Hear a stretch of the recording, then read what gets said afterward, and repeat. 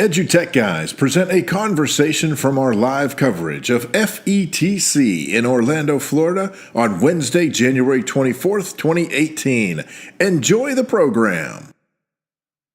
I'm Linette Attai. I'm the president of Playwell, which is a compliance consulting firm. I'm based in New York, but I work with education technology, schools, districts, all over the U.S. and when it comes to technology companies globally. And I help them navigate their compliance responsibilities related to protecting student data privacy, marketing, advertising, content, basically help them navigate the whole alphabet soup of federal and state regulations that we have here in place to protect student data privacy. Man, that's pretty awesome. And it's definitely an alphabet soup because there's an acronym for everything. There sure is. So here at FETC, are you presenting sessions? Are you on panels? I am. I did a panel yesterday on cybersecurity. I moderated a panel on cybersecurity, and I am leading a workshop today on student data privacy. Awesome. I'll be working with Serena Sachs, who is from Fulton County School District. She is a recipient of the COSIN Trusted Learning Environment Program. COSIN is a nonprofit organization. They're the trade organization for CTOs, school districts, and I'm the project director for their privacy initiative and their Trusted Learning Environment Program. So I'm excited to be presenting with Serena today. Yeah, that's very cool. Wouldn't you say that we've come a long way? School districts are more compliant. School educational entities are getting more compliant and handling their business better, at least knowing where to turn to? I think there's definitely been a huge growth in awareness of the issues and requirements and responsibilities that we just didn't see even 4 years ago, 5 years ago. So I think the awareness is really high. I think there are many districts who are doing a great job and others who are aware and are starting to take the steps they need. It's a big, long process, and it's not something you can just rip off the Band-Aid and have magically be done and perfect, but every step is a good step, and I think what we're seeing our schools and districts are taking the time to think about it and start to put practices in place that work for them. Well, and that's what I was going to say was, from your perspective, it's the awareness, I would imagine, and knowing, I work at an education service agency, so I work with a lot of districts just in my area and also in the state and what have you. And I would say, along those same lines as awareness, there's a lot more awareness than implementation at this point. Sure, I think there's. I would not disagree with that. I think it's a big project. Sure, it's a big project. Sure. I think a lot of schools and districts, we really brought technology into the classroom without being prepared for it, without really understanding what that meant in terms of, in a lot of ways, in terms of pedagogy, in terms of how you really utilize it best and engage students, what to do with the data, how the data can be beneficial to a school system, and then how to protect it and what those responsibilities were. Yeah. We were very fluent in what to do when the data was on paper, and then all of a sudden it was in the cloud, and we kind of lost our way in terms of school districts really understanding their responsibilities and their management responsibilities. So and I think there's a lot of fear. It's a big project to undertake, so oftentimes that in and of itself holds people back a little bit, and they say, oh goodness, it's too much, I don't know where to start. Right? And the place to start is just wherever it is that you are. Would you agree that most districts don't realize it's a continual living, breathing? They think it can be done, and then we don't have to think about it till next August. But it's a constant, and I think that's probably a staffing issue too. Like, who's going to take this on and live with this for 12 months every year? It is. It's a resource issue, and I think your point is absolutely right, that there's not yet a realization that this is not a project that you do and are done with. It is a function that you have to build, and you have to build the competence and the capacity for it. It often gets dropped at the doorstep of the CTO or the CIO. It's not a data issue, it's a behavior issue. And so someone needs to be in charge of it with some privacy expertise, but it takes an entire ecosystem to make it work properly. Sure. So key points that you're trying to get across here at FETC these next few days. So I am trying to get across a few things. One is just provide some education on what the laws are, what they mean, and what it means in implementation. We can all read the laws, but what do you actually do once you've read the laws? Right. So trying to help people unpack that and understand that. Two, understand that it is an ongoing multi-stakeholder process, and it is about behavior, not about the technology. And 3 is that it's not an us versus them mentality. It's not poor school district up against big, well-resourced technology company. Right. It is a collaborative process where both sides really want, the ultimate goal is to get good, constructive technology in the hands of students, teachers, the entire school ecosystem in ways that would be beneficial. Right. And that transparency on both sides is really important. And that schools shouldn't be afraid to ask for help and ask questions of their technology providers who should have those answers for them about how the data will be protected. That third point, would you say, I feel like a lot of districts, I say districts, those people in the district, they get worried, they get afraid that we're going to get in trouble, that we're going to uncover something. And I don't think they understand that, no, we're in this together and we're here to find those problems, uncover them and fix them.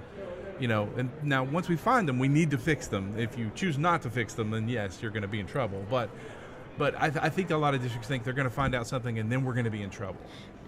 I think that's really fair, and everyone has gaps. Yeah. No one is perfect at privacy. No one is perfect at security. These are risk mitigation functions. You have to know what you've got, right? You can't be afraid to look. If it's really bad, start with what you can accomplish given the time and the resources and the expertise that you have on hand. Any little step. You may spend a whole year just restricting access to data or just improving password practices. That in and of itself is an accomplishment and is a good first step. Yeah. Once you see what the gaps are, the next steps can reveal themselves to you. Yeah. And then it's a question of triage and mitigation. So I always say, don't be afraid to look. You cannot bury your head in the sand on this one. Just look, see what you've got, take a deep breath, and start. So for the listeners, could you give us a top 3 or 5 things to look for that you could have wrong? What's the biggest things you find when you help some districts and entities realize that here's where you're lacking at? What's your top 3 to 5? First step, take a look at the data you have and classify it by risk, right? Okay. Put it into 3 buckets, maybe 4 if you have to, but no more. It's not very complicated. 3 buckets, really high risk to really low risk. If you are still collecting social security numbers, stop, delete them. Yeah. If you've deleted your social security numbers, make sure you've deleted them from your archives as well. Only thing worse than a data incident involving a social security number from a current student is one involving a student who has not been there for 30 years because they don't know why you have their data still. Right. So get really clear on your risk, your buckets of data, and your data retention rules in your state. What do you have to keep and what can you get rid of, and get rid of everything you don't need. Once you know your buckets of risk, decide who gets to have access to what data. Who gets to access to the very, very highly sensitive data? Not only your staff, but your vendors as well. Sure. How are you going to protect each bucket of data? Once you put it into buckets, those rules should become really clear. Our highly sensitive data needs the most protection. Is it getting the most protection? Is it in the systems and places where it needs to be? Yeah. Is the access shared too broadly? Restrict your access. Start with a nobody has access to data place, which makes everybody feel better, but is not possible to actually accomplish. Right. Move on from there. Education and training. We are not teaching teachers, school employees nearly enough about student data privacy. We train teachers on There's my everything. password right there. We train teachers on everything that how to handle bloodborne pathogens. We train them on, and yet, which hopefully they are not handling every day. Right. But they're handling data every day, and we're not teaching them what our expectations are. We're not teaching them. We're telling them to not put a password on their computer, but we're not teaching them why that matters. And it's the why that changes our behavior. Right. Yeah. So put your data into buckets, determine your rules around that data, and train.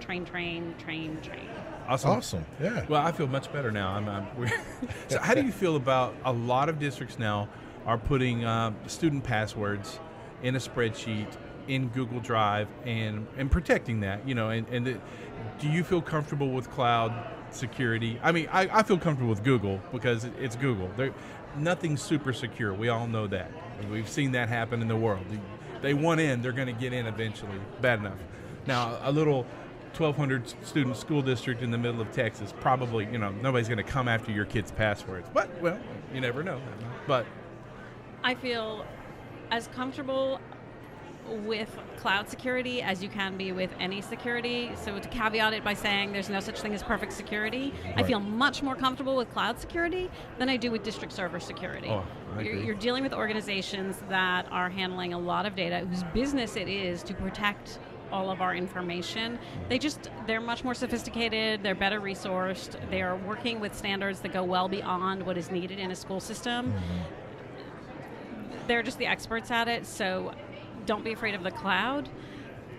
In terms of putting passwords on a Google Doc, Google Docs, yes, security, great, but Google Docs are meant for sharing information.